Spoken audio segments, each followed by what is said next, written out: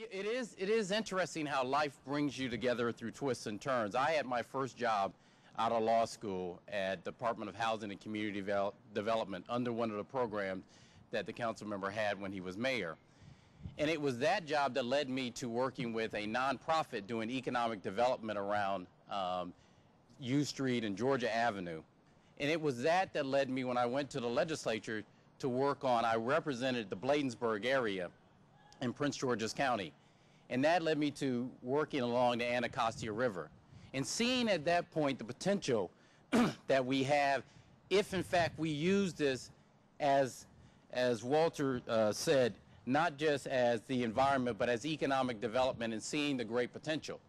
But in order for that to happen, it meant that our regions have to work together.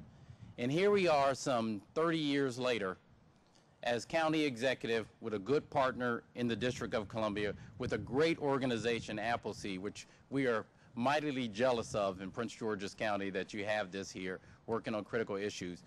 But bringing us all together, and an opportunity in this time for us to work together to make this the economic and environmental hub of this Washington region. This administration, that is why we dedicated $17 million to green infrastructure in Green Street. And you're going to hear from Mayor Ortiz later about some of the stuff that he's doing. And we're pleased to have Mayor Andy Fellows here from College Park, a real leader in the environmental effort. Help me give him a hand, please. But it is also why this administration has dedicated $50 million to economic development, focusing around our metro centers, focusing around the very areas that run along this Anacostia River, so that we get development, the environment, working together. Doing what Governor Glendenning talked about when he was governor and I was in the legislature, smart growth. That's us combining together.